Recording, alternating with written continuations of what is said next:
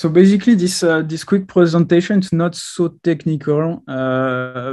Why I wanted to do it, it's like quite a light presentation. It's something that I played with a few weekends ago, but it's quite nice. So what I want to talk is about topic modeling. I don't know if you are familiar with that. It's quite a old, let's say, task in machine learning / natural language processing. But there were recent progress. They are not yet the industry standard, but I want to talk to you about some GitHub repo I found and use, and it's quite interesting. To illustrate my purpose, I will show that on the 10K business descriptions. If you don't know what it is, you will see quickly. This we had like already many talks. It's an interesting text to do some NLP on it. So what about topic modeling? So basically, it's discovering what the documents are talking about, what the texts are talking about. So here on the right, you can see one of the Hong Kong journal, like SCMP. And basically, topic modeling would help you, like if you take all the past SCMP edition and you run this algorithm on top of it, it would help you to find what are the topics the journal is talking about the most recurrently. So it's a bit an abstract concept, and you may not and for example, a topic can be represented by a word or few words that are not necessarily even mentioned in a text. So for example, it can be a text about Carrie Lam and what she plans to do for the next couple of years. But it's about politics, but it doesn't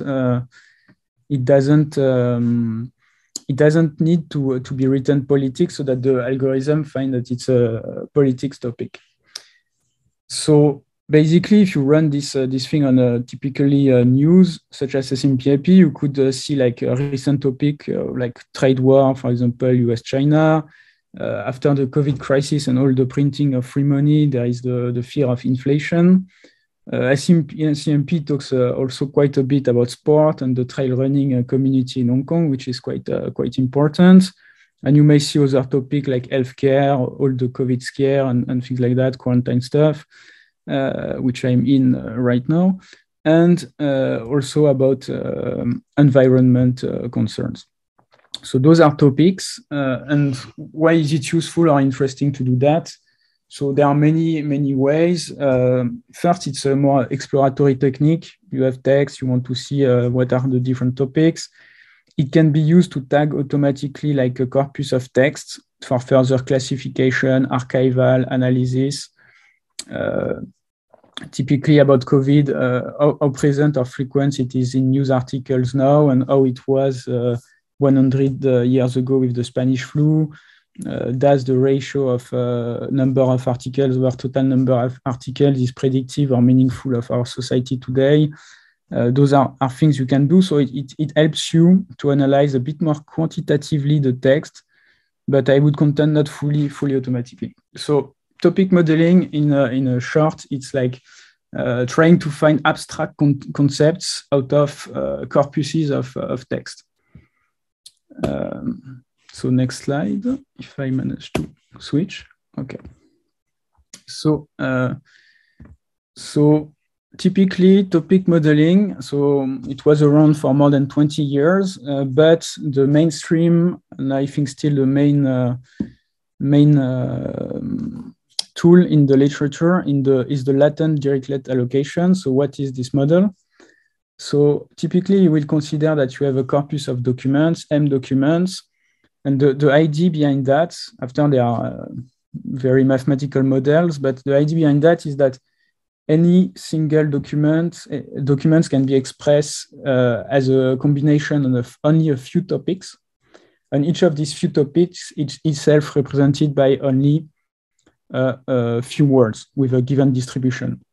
So you can see that a bit as a matrix factorization problem in some sense, and it's a way to do also topic modeling. You have lots of documents that contains each tons of words, and you want to find a representation, an encoding such that all these documents they can be expressed in topics, and these topics in words. So basically, you have a big rectangular matrix, and you factor with a slim matrix in between, which are the topics. And the topics, it's a distribution of words, not so many words. And the topics are this unknown latent variable that you want to infer with advanced mathematical machine learning algorithm, let's say. So what are the problems with this LDA modeling? So there are quite a few. So one problem is that it relies essentially on bag of words. So for the people who don't really know what bag of words is, it's you typically just count the words of a document, and that's the representation. So how many number of times there is cat in it, how many number of times there is dogs, etc. And so just this count of words, it helps you to represent the documentation. The document, the text. But this is quite naive, and typically it will lose the ordering. So for example, you may have like New York mentioned in the text, but then you can see another text, it's in the city of York, there is a new building. Okay, there is York 1, New 1. So those two documents may have same representation, but they took from totally different thing. So that's quite a limitation. Let's say, of this representation. Also, it loses totally the semantic of words. So to say that in a bit more concretely, let's say that you have like a cat, dog, and plane. In a bag of word representation, these words, they are equidistant. They are as far as possible, each one to the other.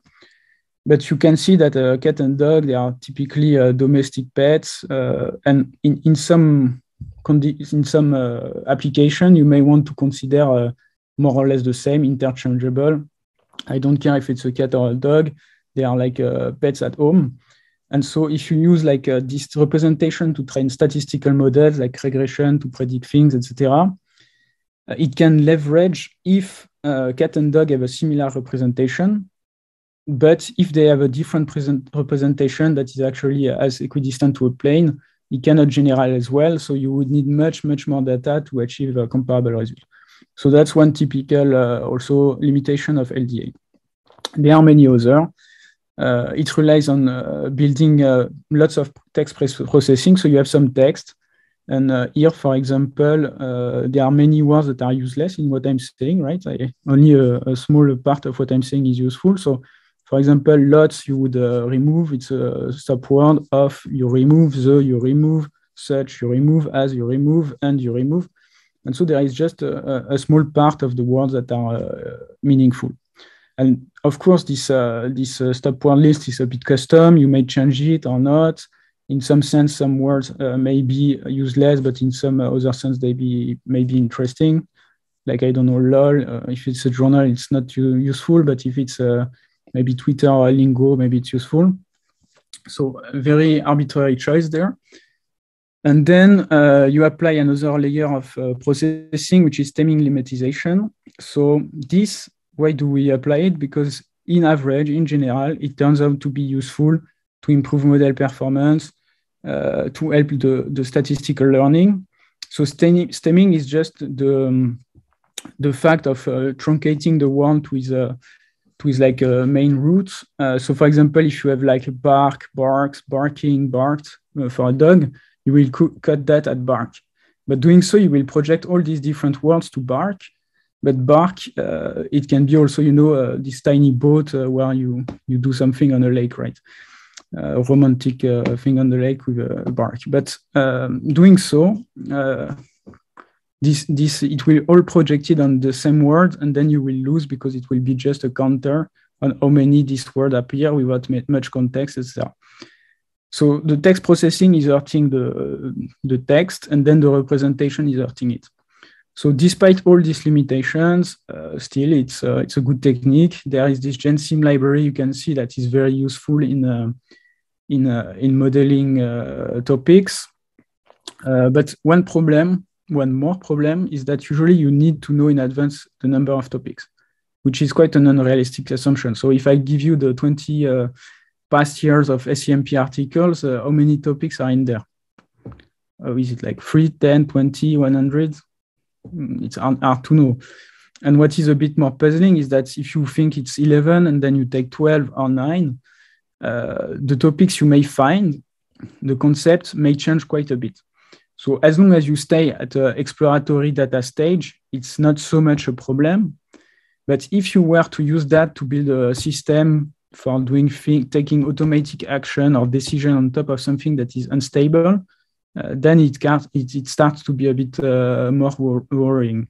So that's why LDA, I would say it's good to explore, or at least my personal experience with it, it's good to explore like a corpus of text, get some insights, but building like serious engineered systems on top of it, it's a bit far-fetched.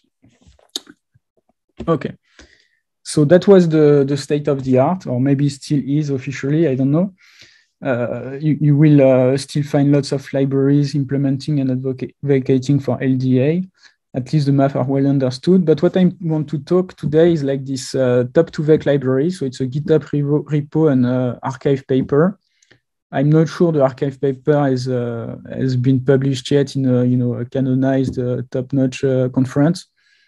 But I found the idea interesting. I tried the GitHub repo. The code works nice, so I think it's worth to talk about it.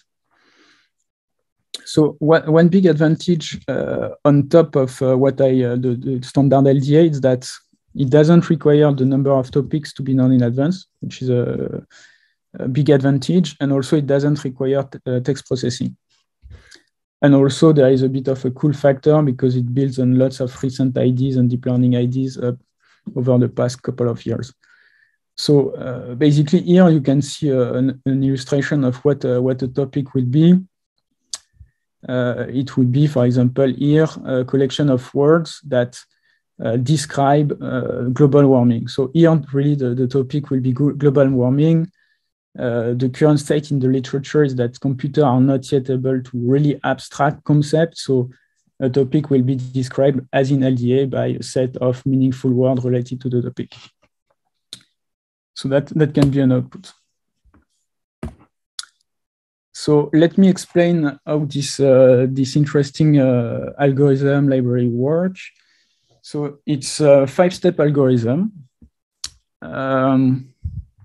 Step 1, it's create a joint embedding of documents and words. For that, the library is using like either a Bear type of model or Universal Sentence Encoder. The details are not so important here, but what is important is that it leverages on the most recent advances in embeddings. So embeddings, for the people that are not familiar with this idea, is just a way of encoding words, sentences, or documents by a vector who's capturing context and meaningness of the word. So instead of the previous representation where a word was just a counter or a position in a big vector, here you will have a vector that, despite itself, it's not meaningful, its comparison, its correlation to its similarity to other vector will describe some sense. So for example, if we go back to this example of cat, dog, and plane, you take the three vectors, you do like pairwise similarity, you will find that cat and dog are much more closer in a representation than plane, which is interesting because then if you fit a regression, be it a cat or a dog or another pet, the output will be relatively the same. So you can generalize statistically. So the step 1 is just take all your documents, all the words in these documents, and put them in a Euclidean vector space. So each word and document will have a representation of a vector.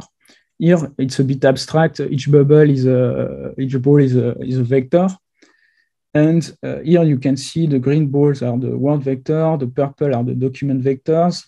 Here we can see there are 2 clusters, one which is more like modern machine learning, deep learning networks, neural networks, and the other more like old school statistics, Markov chain, probability stats, etc.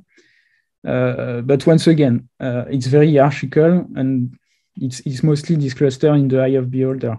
Here, since we have only that, we see 2 clusters, but if it were in a broader scope of scientific knowledge, this would be clearly maybe one sector. So that's it. First step, encode everything, words and documents in vectors. Second step, once you have this representation in terms of vectors that lives typically in dimension of 50 to 300, that's a hyperparameter of the method usually.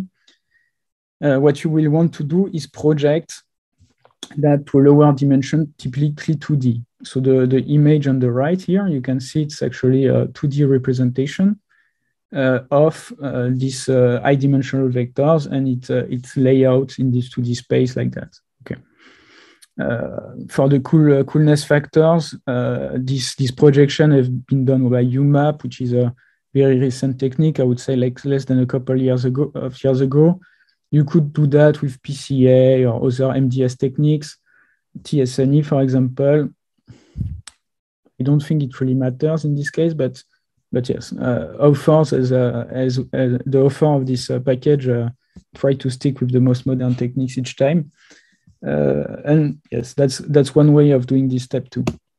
Step 3, once you have this low dimensional representation, you can do some clustering. So why do you want to use the low dimensional? Well, it's easier if you use this type of density clustering. And that's actually the main idea of the authors find automatically the number of clusters or topics in this case, because he's using, if you know, DBSCAN, which means density-based clustering algorithm. He used a slightly more modern version of that and generalized. He used this thing, but in the hierarchical way. But the core idea is that you apply the algorithm when there are lots of documents and words that are very positioned closely each other in the 2D space. It will be considered as one topic.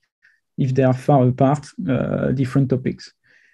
So you run this density-based clustering algorithm, and you end up automatically with the number of topics in your corpus.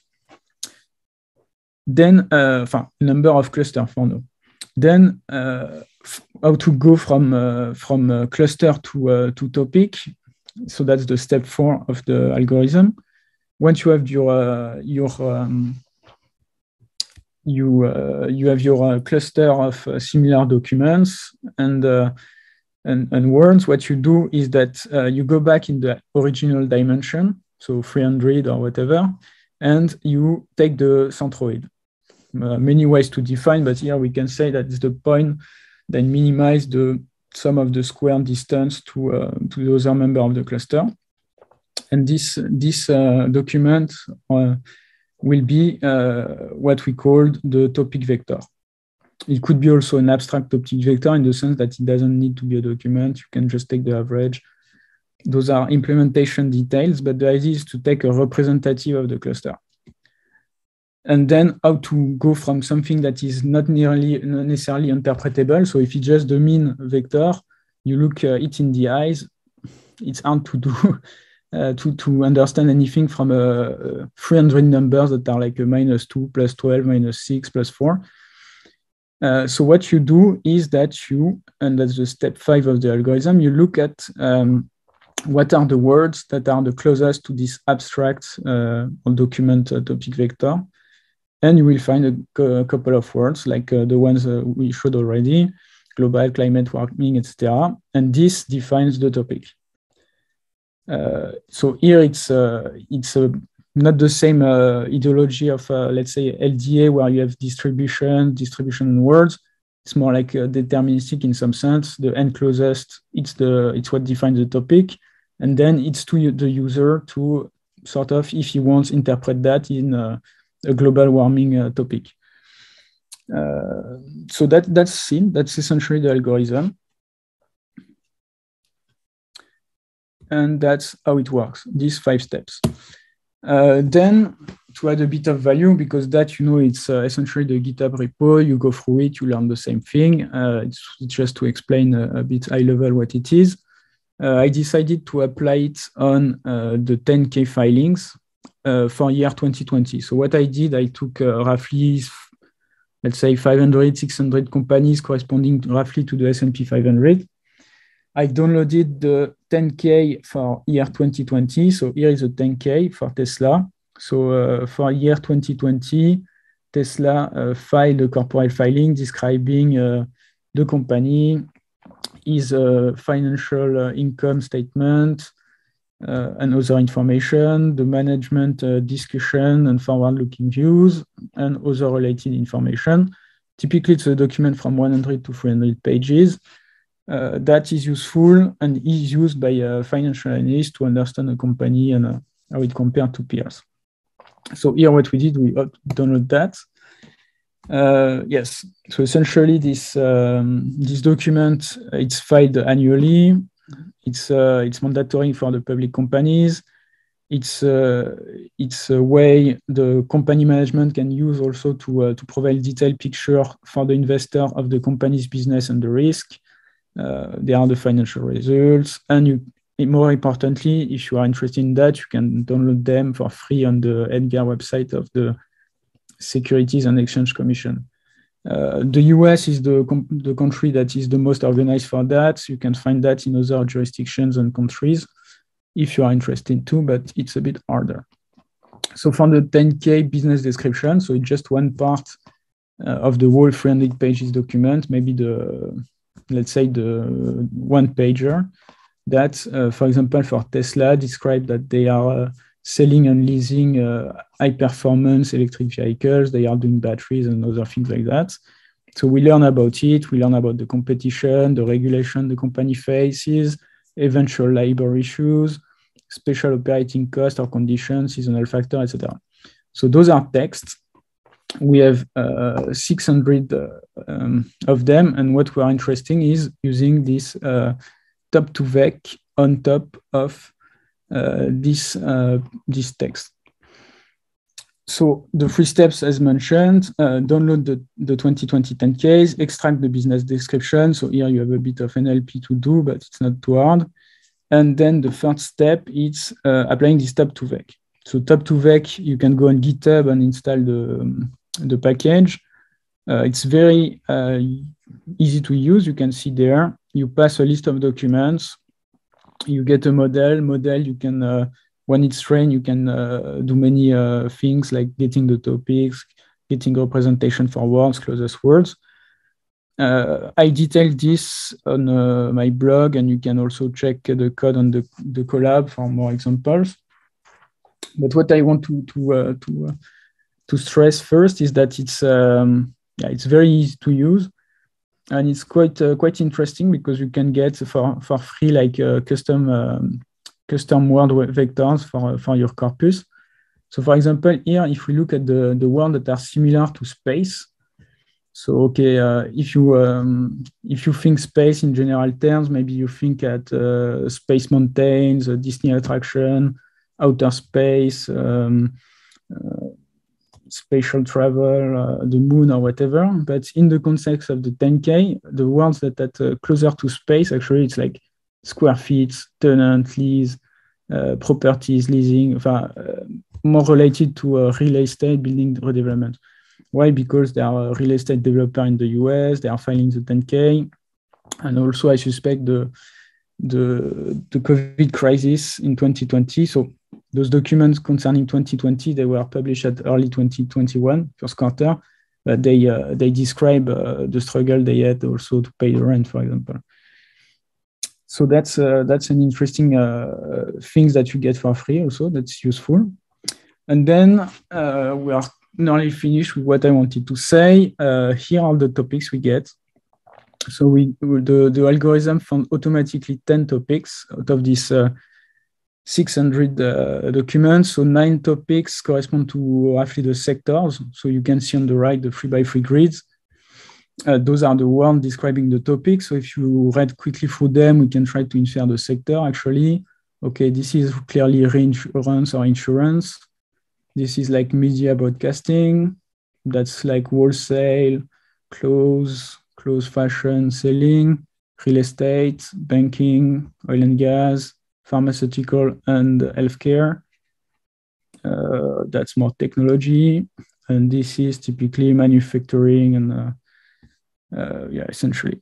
And at the exception of one topic, which here we can see it's tied to COVID-19 disruptions with very negative wordings, like negatively, adversely, disruption, unanticipated. So here it's what we get for free from this document, from this framework. After, if you really understand how it works, and since you get the embeddings for each word, sentence, or documents, if you want more topics, you can have more. You can recut in the things. You can build on top of it. This is just a tool that is very elementary, but after you are only limited by your imagination. And what I want to conclude on with is that, okay, Top2Vec, it's a tool that works well, but yeah, it's just a tool. After, you have to do something with it. If you apply on corporate filings or other documents like in finance, what you will essentially recover is sectors as topics. So it's not very informative. You can get this information in plenty other way. So why bothering? And the thing that I want to explore further in a future experiment is, can we uncover residual topics? So here we found the things that are the most obvious in the data, the sectors, but sometimes inside the sector, there may be a hot debate, and some companies are positioned for example, switching car production to electric vehicles, some against, or for cars, high-end to entry cars. So this we cannot find because it's like second order information. And typically people stop there, but can we like modify the algorithm to get this second order information that may be actually more informative for many purposes? So that's something that I want to investigate further. And I think I'm finished with my presentation. So if anyone has questions, we can go for there.